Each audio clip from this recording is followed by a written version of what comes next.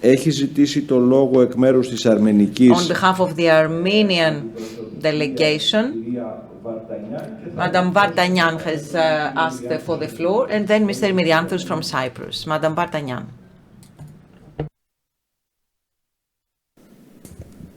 Okay. Thank you. Honorable Mr. President, distinguished Mr. Secretary General, dear participants and guests of the 13th General Assembly, ladies and gentlemen, I'd like to congratulate all of us on the occasion of the 13th anniversary of the foundation of the Assembly. I would like to emphasize the role of the I.A.O. In creating a unique platform for cooperation for parliamentarians from different countries who are united by Christian values, common approaches aimed at protecting the rights and religious freedoms of Christians and promoting the policy of peace. Here I would like to once again emphasize Armenia's commitment to the peace process in South Caucasus. Taking into consideration the important role that the Assembly plays in the protection of the Christian cultural heritage, I'd like to draw your attention to the following. On March 10th of 2022, European Parliament accepted a resolution which was mentioned in the speech of the Secretary General and in which it strongly condemned Azerbaijan's continued policy of erasing and denying the Armenian cultural heritage and in and around Nagorno-Karabakh in violation of international law and the decision of the International Court of Justice. Acknowledged that the erasure of the Armenian cultural heritage is part of a wider pattern of a systematic state-level policy of Armenophobia, historical revisionism, and hatred towards Armenians promoted by the Azerbaijani authorities, including dehumanization, the glorification of violence, and territorial claims against the Republic of Armenia, which threaten peace and security of the South Caucasus. Stressed the cultural heritage has a universal dimension as a testimony of a history inseparable from people's identity, which the international community has to protect and preserve for future generations. Recall that historical revisionism and the defacement and destruction of cultural or religious heritage run counter to the ICJ's order of 7 December 2021. Welcomed the central role played by UNESCO in protecting cultural heritage and promoting culture as an instrument to bring people closer together and foster dialogue. Welcomed also UNESCO's proposal to send an independent expert mission and calls for it to be sent without delay. Stressed that Azerbaijan must grant unhindered access to the cultural heritage sites in order for the mission to draw up an inventory on the ground and to see what has happened to the sites, and strongly insisted that Azerbaijan enable UNESCO to have access to the heritage sites in the territories under its control, and also called for the EU to actively participate in efforts to protect cultural heritage and at risk in Nagorno-Karabakh. I would like to, I will not read the other provisions of this resolution, but as you know, Azerbaijan not only didn't follow this resolution, but we have a more difficult situation now around Nagorno-Karabakh. As you know, Lachin corridor is being blocked from the December, and recently on June 22, European Council made another resolution in which the Assembly welcomes the mutual recognition of the territorial integrity of Armenia and Azerbaijan and sees this is the first step towards the end of the conflict, which has already caused too many deaths and tragedies in both sides. And following the Also, following the 2020 war, which has allowed Azerbaijan to reclaim part of its territory, Assembly is extremely worried by events which have unfolded since the signature of the trilateral statement, and which culminated on 12th December with the interruption of the free and safe passage through the Lachin corridor. While fully recognizing Azerbaijan's concern to ensure security with its territory and its borders, the Assembly is struck by the fact that its leadership does not acknowledge the very serious humanitarian and human rights consequences stemming from the present situation. And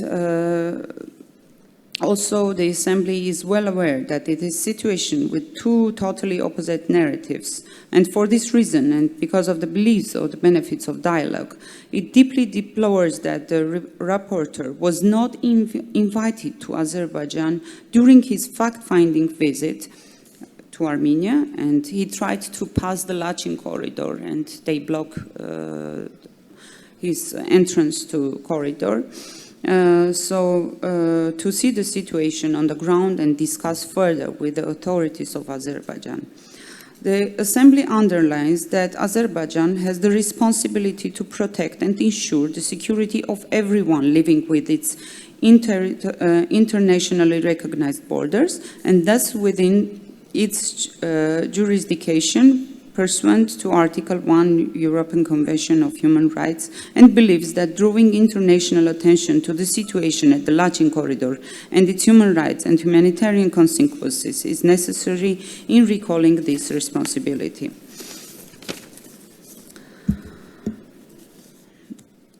Assembly also recognized that the absence of free and safe access through the Lachin corridor is part of a much broader issue. And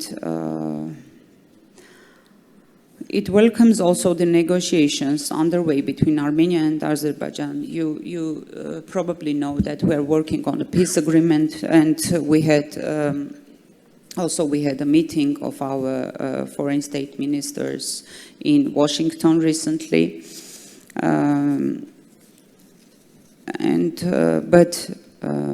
In this context, it urgently calls for addressing the issues of the rights and security of the Armenian population of Nagorno-Karabakh through dialogue between Baku and Stepanakert and a neutral international involvement in any peace implementation mechanisms to be put in place.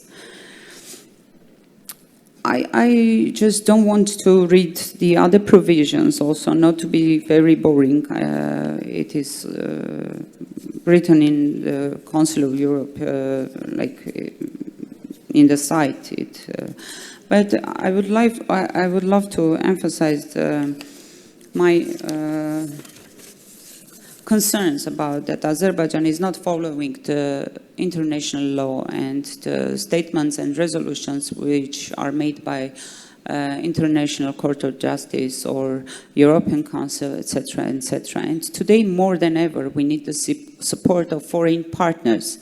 We believe that the targeting statements and pressure of our international partners can prevent further aggression by Azerbaijan, as well as force Azerbaijan to respect its international obligations.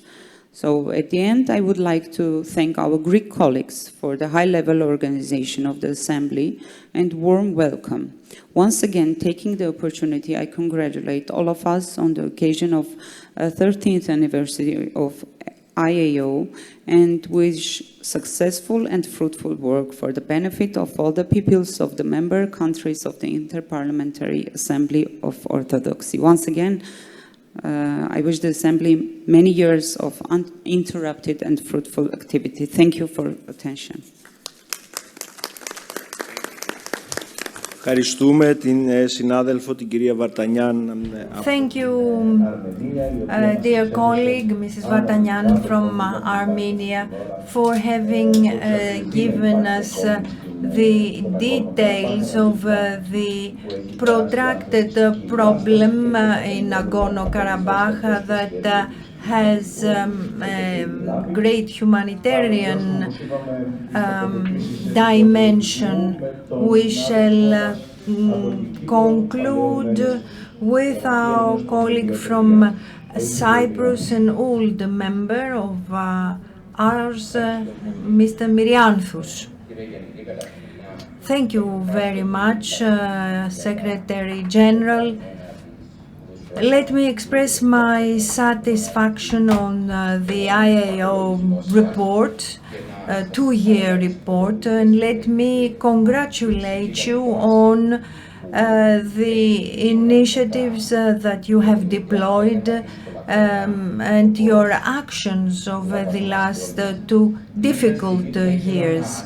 At the same time, I would like to congratulate Mr. Iskander from Sudan because he really raised important issues that torment third world countries such as pauperization and conflicts as at the same time as Cyprus, we share the problems raised by Mrs. Vardanyan and the pressures exercised by Azerbaijan on Armenia. And as a member of the Cypriot Parliament, and I think Mr. Charakopoulos is also a member to this committee. It is a joint committee of Europol monitoring and control, geopolitical tensions because of the financial crisis, organized criminality that is actually enlarging itself and infiltrating societies. We see that the organized crime promotes slave trade, smuggling of migrants, and this problem is exacerbated by the conflict between Russia and Ukraine and in parts of the Mediterranean. And we consider that as members of our respective parliaments, in cooperation with the I.A.O. Secretariat, must search support by the European Union. First of all, in order to tackle organized crime as well as all these migration flows with hundreds of thousands of people becoming the victims of these criminal organizations, because this phenomenon is going to be further exacerbated in the near future, and the pressure is going to increase on reception countries such as Cyprus and Greece. And I'm afraid that the phenomenon is going to acquire tragic dimensions in the coming months and years, and the I.A.O. needs to take into consideration of this part in its future program. Thank you. Thank you, Mr. Myrianthous. Indeed, there is a huge issue pertaining to the exacerbation of international organized crime over the last several years. I have done this in my quality as president of the committee, the respective committee in the Greek Parliament. I have participated in the meetings of Europol, and I believe that you must have done the same in your parliaments. It is true, the the slave trade, drugs, armaments trade are all phenomena that are increasing, and the phenomenon is especially important in countries of reception like ours. But I imagine that Malta, Spain, and other countries are having the same problems. I know the majorities are not Orthodox but Catholic, but I believe that these are useful thoughts and suggestions, and maybe, dear Mr. Advisor, we could solicit a meeting with Europol's leadership in Brussels, maybe a delegation of EU member states MPs, maybe with an enlarged composition, could go. Mr. Myrianthous, and I would yes, maybe us and countries with migratory flows to Europe, like Sudan, yes, of course. And maybe the representatives from these countries, countries of origin of migration, could participate in such a meeting in order to give their own perspective on the causes of migration. And now that we have completed this circle of comments, we can ask Mr. Mygdalis to take the floor for the conclusions. Mr. Mygdalis, many interesting subjects were touched upon. There is no need for me to comment on them. They're self-evident. But I would like to say something on what Vangelis Doule said. He pointed out that we need to intensify our rapports with the other parliamentary organizations. True, especially with the Mediterranean, the Black Sea. These are things that we need to do. And a while ago, the Secretary General had a meeting with the President of the Black Sea. And as you will hear in our program, future program, to be delivered by our Secretary General, you will hear what our goals are for the next year. But it is true, we need to include this in our future plans. And we had a meeting with your colleague from Iran, because they invited us to hold our Secretariat meeting, because that is where the Muslim Interparliamentary Organization is based. And there is a pending issue about the Memorandum of Understanding between us, the interference of Turkey through a spanner in the works at the time, and we need to solve this problem once and for all. Anyway, I think that you need to now approve the report read out to you by the Secretary General. So let me ask you, do you approve? Let me ask you, do you approve of the report read out by the Secretary General? Yes, yes. Secretary General, you have the floor. Thank you. Thank you, Mr. Mygdalis. So, having approved the activity report, let us go on with the planning for our activities in the next period.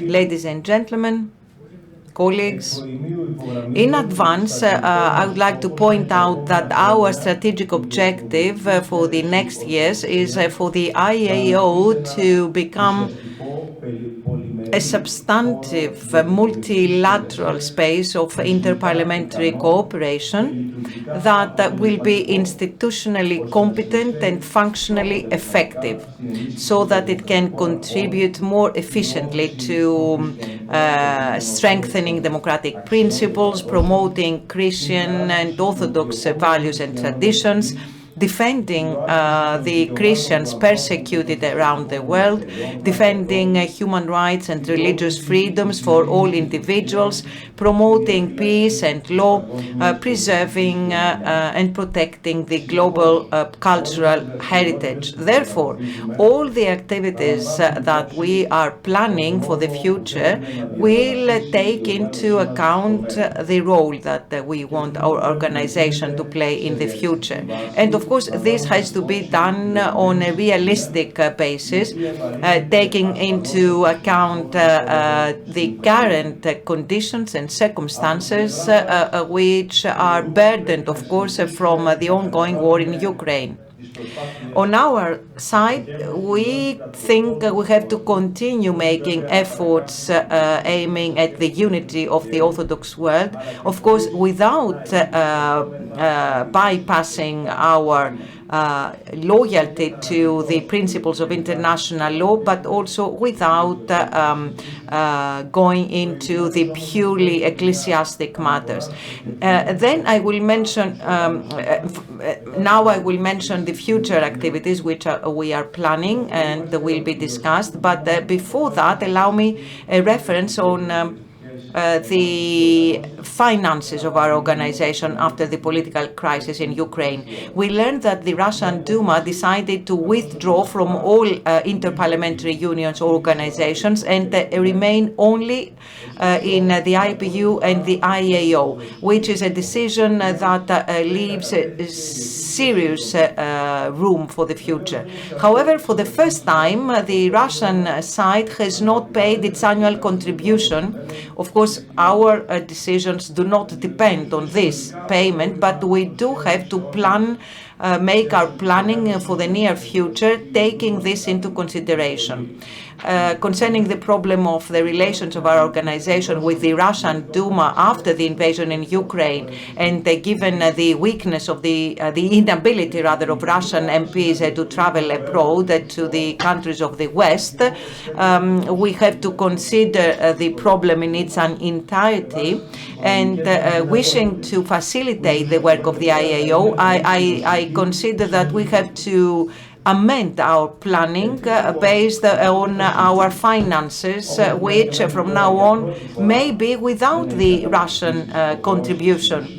I hope this will not need to happen, will not be necessary, but since for the first time now Russia has not paid its contribution, we have to plan our future, our activities for the next 6 months without this contribution. So let me explain how costs are managed so far.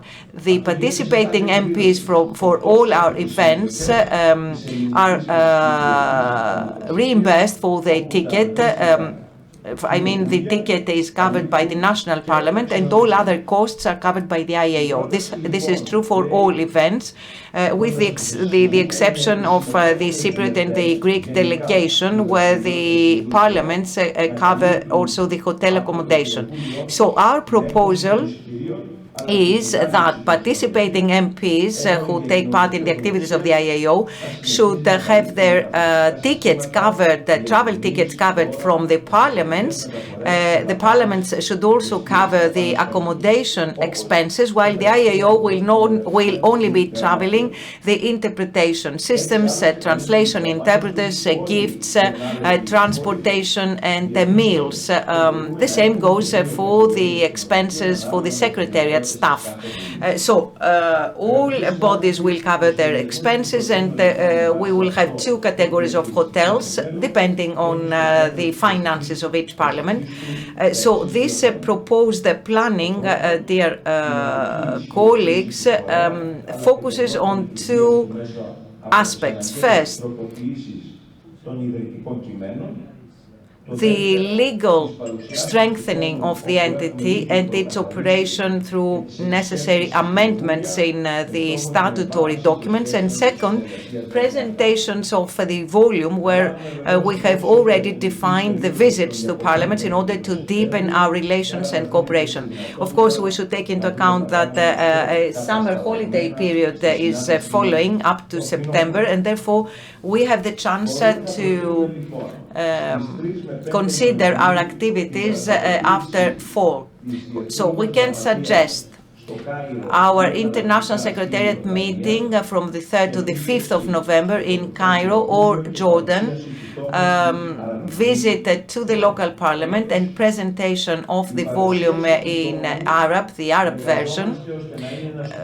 We are working for the presentation of this volume to be a major event with the cooperation of experts on Byzantine studies and also with the involvement of the academia. We are also asking for the assistance of local MPs for the necessary consultations. We also need our dear friend Jose Iskander to help us with the printing of the volume. Mr. Mygdalis is telling me that he has responded already, and we are grateful. It's necessary to try and hold the meeting of the Secretariat in the premises of the Parliament, either of Egypt or Jordan. So the proposal is the following. For the fall meeting of the Secretariat, have the entire International Secretariat gather, plus the Financial Committee and the Committee for the amendment of the statutory documents. And there we will have the chance to assess the potential for more comprehensive legal status for the organization. This will be the outcome of the cooperation between the President of the Committee for Amendment of the Statutes, Mr. Leonidou, with myself, the two advisors, and the two special collaborators of the committee that will be presented later on. And there we shall discuss organizational matters in the new reality. So for the specific period from now until the fall meeting, we have planned the following events: presentation of the volume in the event of the Catholics of Comunione e Liberazione in Rimini, and presentation of a photo exhibition of the churches of Hagia Sophia. This is an annual major event of the Catholic world that takes place each August with more than 1 million visitors, and also with the involvement of politicians from Italy, and also enriched with exhibitions, conferences, concerts, and so on. So we have been invited in that event, and we have been given a place for posting 30 photos and informational material. Then, around mid-September, we are going to present the Albanian version of the volume in Tirana, in cooperation with the academy there. Moreover, we are ready to present the volume in Northern Macedonia around end September, and we shall have the necessary contacts with the local parliament and the government. Finally, we are preparing the presentation of the volume in the US, in the Bible Museum in Washington and New York and Boston too, in similar places. The Bible Museum is a major organization, a very prestigious organization with scientists from the Lutheran churches and the Jews, and it's very important to have this cooperation. This is very important because this is how the organization becomes known in the US, and especially among the public in this country. And soon we shall have a report, an expenditure report. So if you wish, you can apply to your parliament for participation in that event. I'm not sure if you want me to read out the proposal of the Secretariat so that we can then adopt a position. Dear colleagues, ladies and gentlemen, after a 30-year journey where the need was proven for the existence of the organization and its contribution in the international parliamentary matters and orthodoxy in general, it is reasonable to be discussing ways for a smoother operation and a more valid legal status. As you know, there are three statutory texts. The first one is the Declaration of Ormylia of 1993. The second one, the founding act that was adopted during the founding conference of Athens in 1994, amended in the General Assembly of Sofia in 1996, and third, the organization text of I.A.O. that was adopted in Warsaw in 1998 at the General Assembly there. We reckon that certain amendments are necessary with regard to the Founding Act and the organization. From the outset, Article 5, Paragraph C of the Founding Act provides that for amendment of this Founding Act, there is majority of 2/3 necessary. And first approach leads us to think that Article 2, Paragraph C needs also to be amended, and Article 3, Paragraph Z, which mentions that the fullest utilization of the role of Greece and Russia, respectively, the European Union and the Security Council of the UN, for the bringing forth and confirmation of the important unitarian role of Orthodoxy. It is a fact that Greece is not the only member state of the European Union, and therefore a certain modernization of the purposes of the organization is mandatory. I need to also make another mention to a necessary amendment for the Parliament's members that pay regularly their contributions. At this point, I would like to recall that our resources, our income is just the annual contribution. The Greek Parliament pays 200,000, Russian Duma the same, Cyprus pays 30,000 euros, and the other parliaments, that is Armenia, Bulgaria, Georgia, Romania, Serbia, Northern Macedonia, pay each of them, and Jordan pay each one of them 10,000 euro each.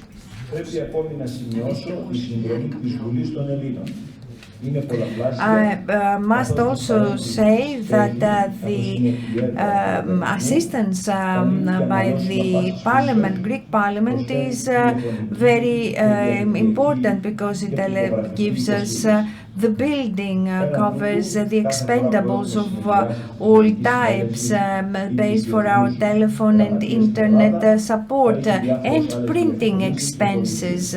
And every time we hold an event, the Greek Parliament sponsors us in various ways. And this year it paid for a great part of the edition of the volume Hagia Sophia. Russia, when there are meetings in its territory, pays part of the expenditure. Same goes for Cyprus, which also covered part of the expense for the volume about the churches of Hagia Sophia, and same goes for Romania. So going back to the amendment of our statutory text, I think we need to examine the case of a differentiated participation taxation regime in I.A.O. of those members that pay their contributions in a timely manner.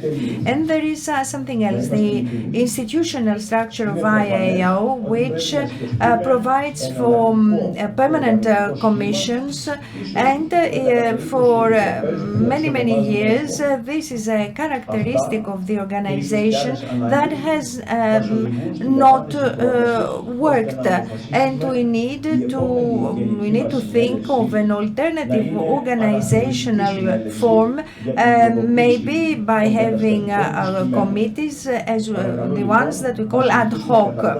So please let us discuss the proposal of having the next General Assembly as a revision assembly for the amendment of all the statutory texts. So let us discuss this one in the first place and then vote. And afterwards, I suggest that we appoint, or that we elect the President of the General Assembly and the Secretariat. Also, exceptionally, you must create an amendment committee for the statutes. And yes, if I want to qualify further and reverse somewhat the Secretary General's proposal. What does this proposal say? That we've done 30 years by using these texts, but life, as all communists used to say, it is life that shows us the way, shows us what to do. So what does our Secretary General suggest? He suggests that we proclaim this General Assembly as amendment or a revision assembly for our statutes, and this would be the main task of the I.A.O. However, our action does not stop. And he suggests also to some activities for the time to come. So he suggests that we are not going to select today members for the committees, because we are amending, we are in a course of amendments, so we elect a committee for the amendments. The committee helped by the Secretariat will prepare the amendments, and next year we shall present our amendment proposals. So that's one thing. The second, okay, let me repeat.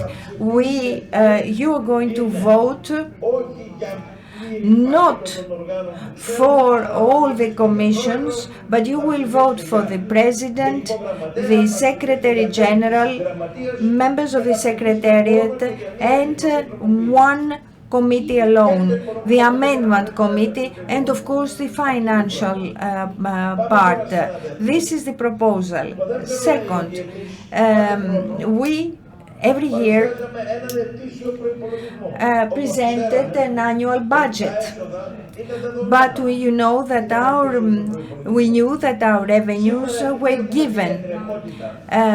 Now, because we have the Russian issue, which is important, we are thinking of proposing a program of activities and therefore a financial programmation until the meeting between the Secretariat and the Amendment Committee in November, either in Egypt or in Jordan. So, we are proposing an action plan till then, till November, There is some presentations of the volume, Hagia Sophia volume, and we shall ensure that in our first meeting we shall already have a framework ready that will allow us to discuss statutory amendments, and we will see what Russia has done. If they have deposited the money, then we will do a complementary budget from November to the end of the year. If Russia has not deposited the money, then the budget will take us from November till the next Secretariat in order for us to be able to better manage our resources. And to that end, for when people want to participate in our events, they will have to discuss this very early, declare it very early, especially for the US, and they will pay, apart from the ticket, also the hotel expense. So this is, in other words, what the General Secretary has just told you, and now you have to take the floor for your comments. So, Secretary General, myself, Maximos Charakopoulos, President of the General Assembly, a very experienced colleague from Poland, Eugeniusz Czykwin, alternate Secretary General Sarakiotis, International Secretariat, Ioan Vulpescu, Romania, Radomir Tcholakov, Bulgaria, Panicos Leonidou, Cyprus, Aleksey Chepa, Russia, Dirar Aldaoud from Jordan, Sisak Gabrielyan from Armenia, the Regulation Amendment Committee that will propose ways for more functional committees, President Panicos Leonidou from Cyprus, members Athanasios Davakis, Greece, Alexander Chotrich from Serbia, Milet Alevski, North Macedonia, Irakli Kadagisvili from Georgia, Elias Bousab from Lebanon, Financial Committee, Athanasios Davakis from Greece, Elias Mirianthos, Cyprus, Hracia Hakobian, Armenia. And we are refreshing, of course, the tenures for our advisors. Two advisors, Alexander Fomenko, Kostas Mygdalis, accepted. Dear colleagues, Mr. Panicos Leonidou, a very experienced legal expert, in cooperation with the advisors and supported by the Secretariat, will present in the coming two meetings of our organization the amended proposals, the amended structure that the General Assembly will have to vote for. Let us call Eugeniusz Czykwin, the new President of the General Assembly, to come to the podium.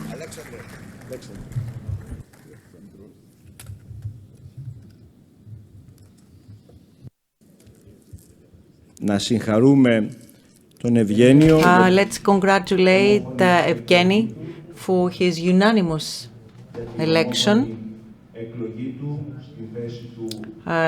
to the place of the President of the General Assembly of our organization in these special conditions that make the responsibility entrusted to him even higher.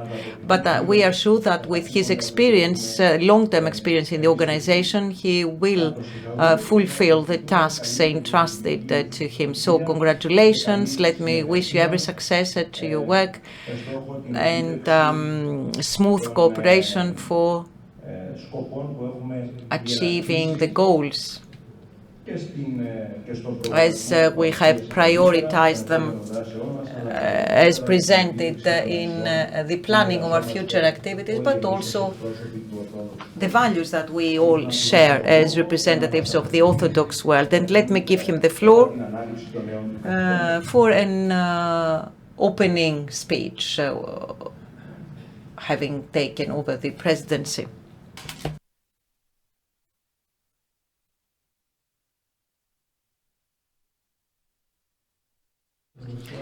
Ladies and gentlemen, participants to the I.A.O, brothers and sisters, I truly worry.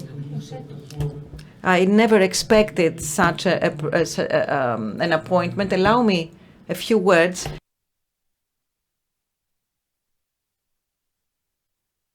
"30 years ago, I was the only member of parliament from Poland when I met colleagues from Greece when I was in Armenia and people of the clergy. Orthodox people from the countries of the former Soviet Union should join our forces to contribute to the development of Orthodoxy. I was born and raised in a country where the Orthodox are only 1%, so just a small minority. And despite the historical challenges, Orthodoxy in Poland continued the tradition of Cyril and Methodius. This is the historical experience of our predecessors. Thousands of years of coexistence between the Byzantine and the Roman Catholic tradition have led us to the belief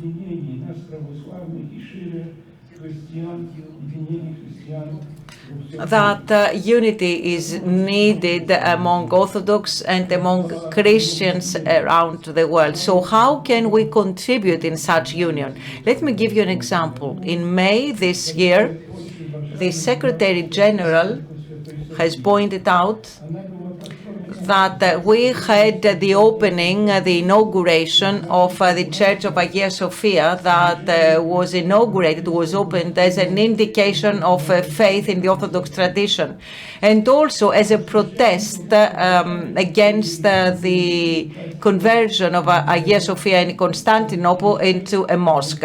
So when this church was opened, we wanted to have the participation of representatives from all churches, but because of the disagreements, that was not feasible. So then in Warsaw, we had a delegation from the I.A.O, MPs from Greece, Cyprus, Armenia, who witnessed this unity.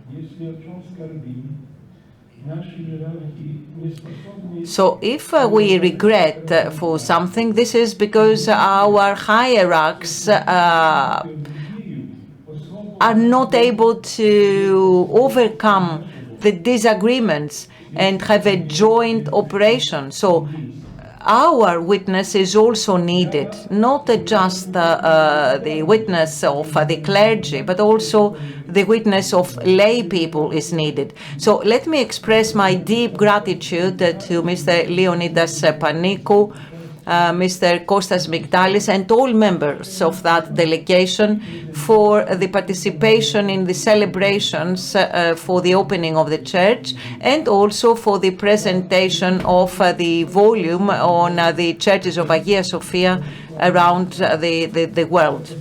So there are many churches erected in our country, thousands of churches lately, both Orthodox and Catholic, but in Middle East, Ukraine, Nagorno-Karabakh and other places, churches are being destroyed and sacrilege, and this is not just in the echo of wars and conflicts, because in France, for example,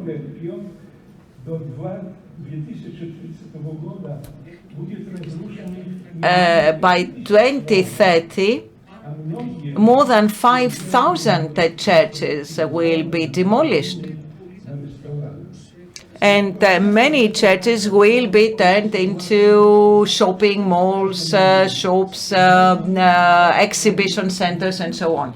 And I'm telling all this because I agree with what the previous speakers said during the discussion. So I do suggest to take action for this Christian unity. Indeed, we are faced with several challenges. So, having been appointed as the president and having been elected as the president, and I'm grateful for this appointment, I'd like to express my joy because 30 years ago I had attended the meeting in Ormylia.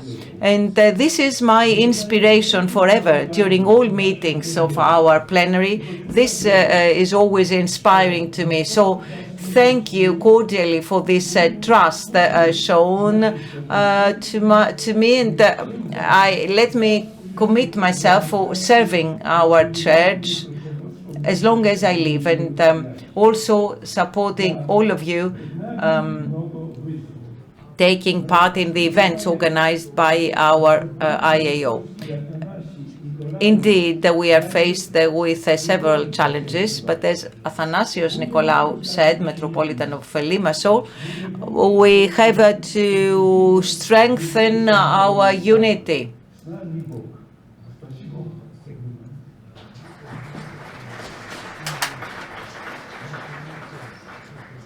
God said that my flock should not fear. Thank you very much for your attention. Thank you for this first speech as the new president of the General Assembly. We thank our good colleague Eugeniusz Czykwin, and I will give the floor to Mr. Mygdalis because he asked to make an overview to the historical presence and contribution of Eugeniusz Czykwin for the new members who may not be aware. Yes, Secretary General, please allow me to make a short reference, but at the same time, I think we should all step down so that we can have a family photo with the new leadership. So please step down and we've known Evgeny for many, many years, he said himself. What I admire in this man is the fact that he is a person who is mostly focusing on the interest of Orthodoxy in its entirety. And although he's a politician, he's deeply faithful, a practicing Christian. And he's also a moderate politician who knows how to listen to the others. And being a politician in a country where Orthodoxy is a minority, he is a politician of the, let's say, the special forces, the Marines. In other words, he is part of the life of all the Orthodox. Let's hope and wish that in the upcoming elections in October, he will be re-elected as a member of the Parliament. So, okay, let's have the photo.